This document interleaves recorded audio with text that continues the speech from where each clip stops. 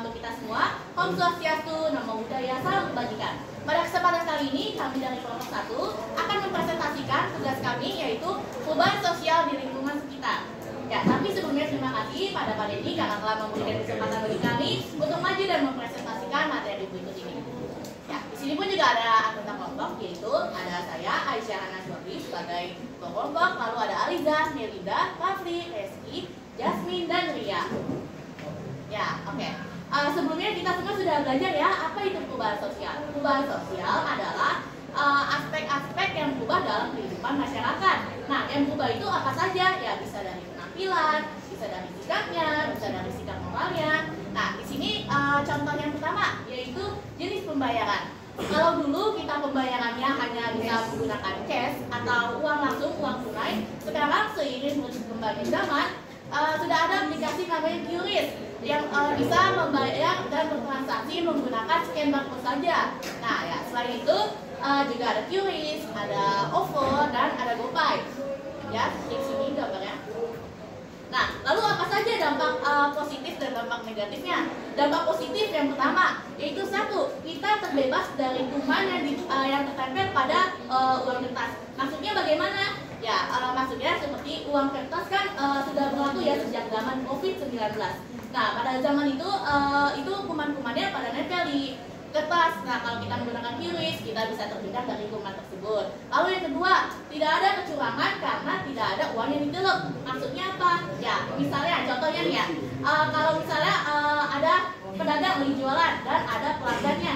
Pelanggannya ini melakukan transaksi menggunakan barcode pakai QRIS. Nah, otomatis uangnya langsung masuk ke rekening si bosnya.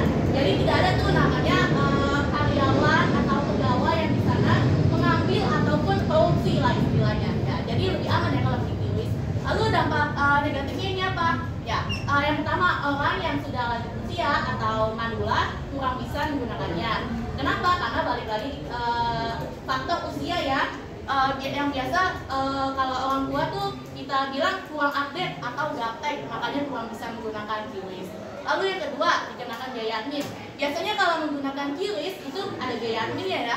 Lalu yang ketiga, tentu saja memakai kuota. Kalau tidak ada kuota, tidak bisa melakukan transaksi pakai QRIS. Nah, oke. Sekarang lanjut ke contoh kedua.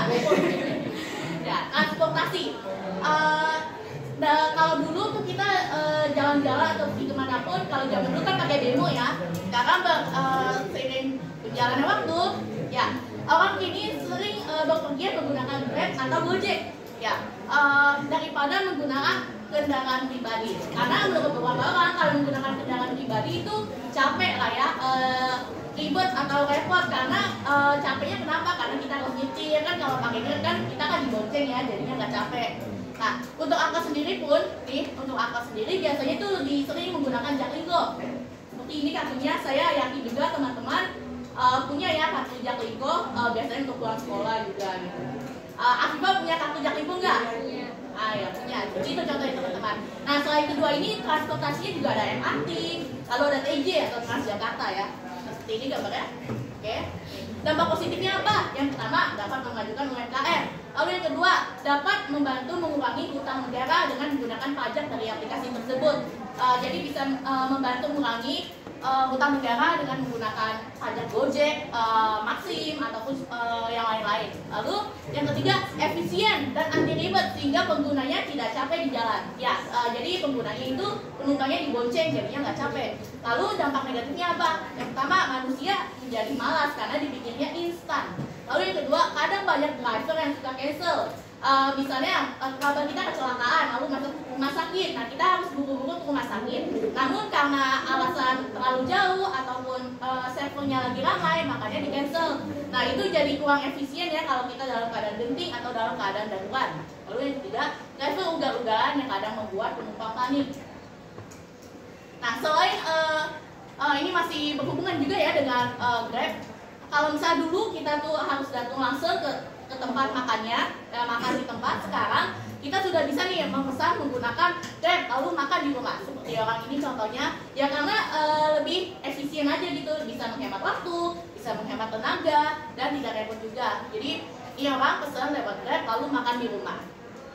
Nah, dampak positifnya apa? Kita tidak perlu antri makanan atau minuman sehingga menghemat waktu. Lalu yang kedua, bisa melihat daftar makanan cukup menggunakan handphone saja, dan dimana itu juga sangat efisien ya, bisa menghemat waktu. Lalu yang ketiga, kita bisa tahu apakah restoran tersebut buka atau tutup. Jadi kita tidak perlu datang jauh-jauh, ucuk-ucuk, dia tahu tempatnya malah tutup. Nah, itu juga sangat baik ya dampaknya. Kalau dampak negatifnya apa?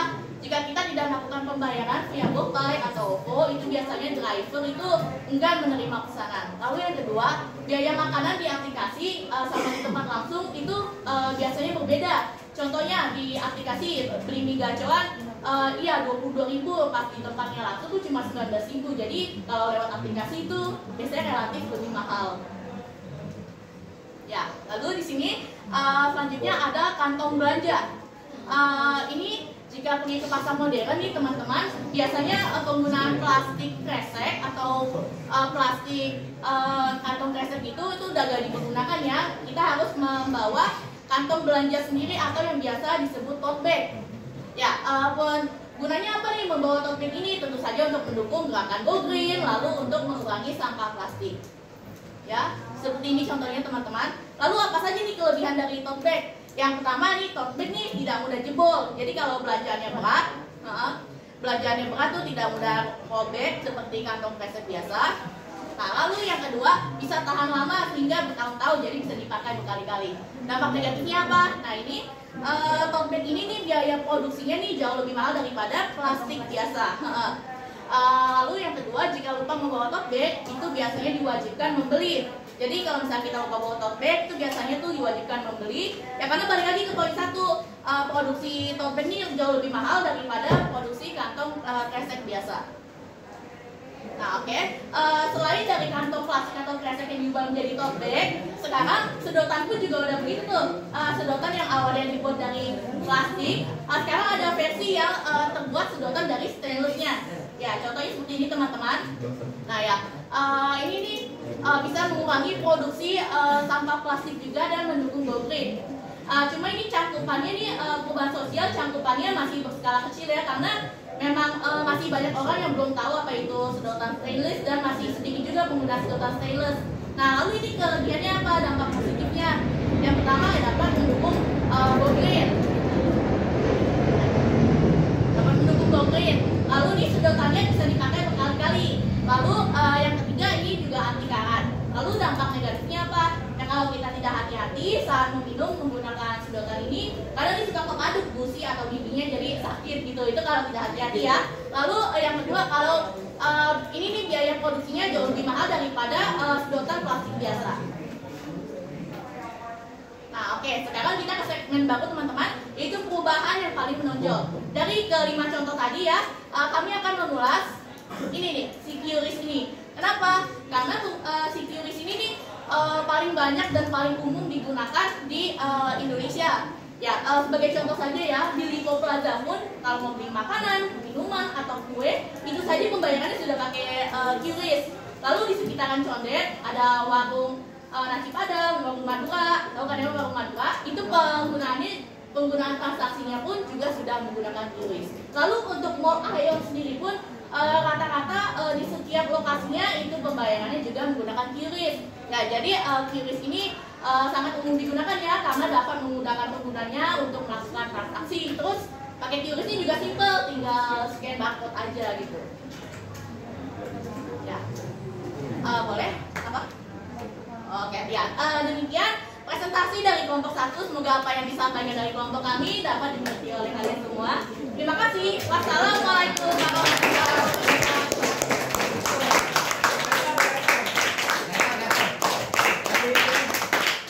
Pertanyaan dari kelompok yang lain. Ngasih pertanyaan dari kelompok 1. Ayo, dari yang ngasih pertanyaan Bapak. Gua nanya yang tanya ya.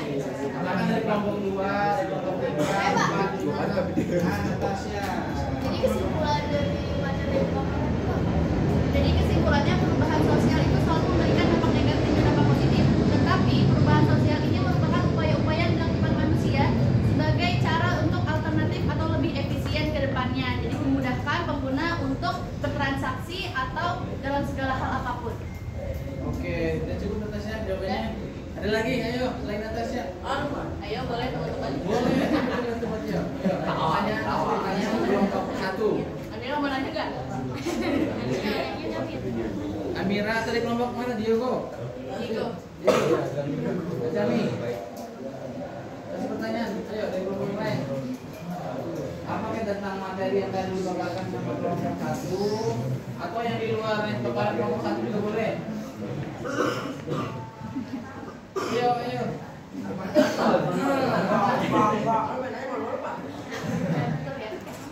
Jadi tadi ada berapa perubahan sosialnya? Ada 5. Ada 5. Satu tentang Yang apa? pertama QRIS. Lalu yang kedua itu transportasi pakai Gojek, Grab, yang lain-lain. Terus yang kata makanan online itu GrabFood, Shopee Food dan lain-lain. Terus ada ini penggunaan tote bag, penggunaan tas belanja. Lalu yang kelima itu ada sedotan stainless. Berarti dari kelima itu kira-kira nih menurut kelompok 1 itu termasuk ke bentuk yang mana perubahan sosialnya? Perubahan sosial yang termasuk direncanakan atau planned change. Yang direncanakan. Selain yang direncanakan kira-kira masuk ke mana lagi tuh? Apa cukup biasa saja yang direncanain atau ada yang pengaruh besar, pengaruh kecil? Oh, yang pengaruh besar ada, pengaruh kecil ada. Yang besar yang mana? Pengaruh yang besar itu misalnya Gojek Pak, karena Gojek itu udah punyanya pemerintah. Nah di setiap Nusantara itu pun juga rata-rata udah punya Gojek, di pelosok-pelosokan juga udah punya Gojek. Jadi itu termasuk yang pengaruh besar. Yang lambat atau cepat ada nggak kira-kira? Yang lambat atau cepat? Perubahan lambat atau cepat kira-kira ada yang masuk nggak dari 5 contoh tadi? Ini kalau misalnya sedotan stainless ini kecil, Jatuhnya kecil. Pengaruh kecil. Karena kan orang-orang umumnya pakai sedotan plastik, terus yang belum tahu banyak juga kalau misalnya ada sedotan yang dari stainless. Ini masih ada yang belum tahu masyarakat ya. Oke. Terus misalkan yang progres atau regresnya kira-kira masuk ke mana? Progres itu masuk ke yang kata Grab itu Pak, yang tadinya pakai Bimo, sekarang progresnya kemajuannya bisa lewat aplikasi transaksi juga gitu Pak. QRIS juga yang tadinya pakai ini doang, cash doang, bisa lewat barcode, itu termasuk progres kemajuan. Ada nggak dari 5 contoh perubahan sosial tadi yang bentuknya bentuk perubahan sosial regres? Ada nggak? Yang merugikan, yang mengarah pada kemunduran? Tidak ada, itu kemajuan. Ada nggak? Menurut teman-teman ada nggak yang regres tadi dari contoh yang ditampilkan? Jatuhnya bukan itu dampak negatifnya. Ada nggak? Jadi semuanya dari kelima tadi mengarah pada kemajuan dan progres ya. Oke, gimana cukup nih? Cukup, oke ditutup. Terima kasih. Terima kasih. Wassalamualaikum warahmatullahi wabarakatuh.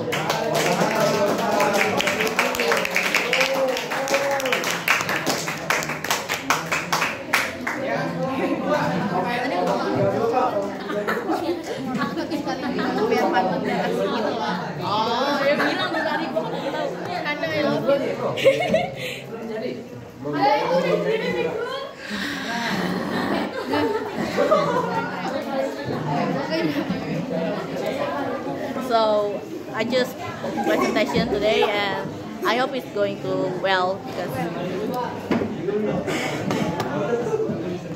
I'm very nervous. So, berapa menit? Wah, ada 13.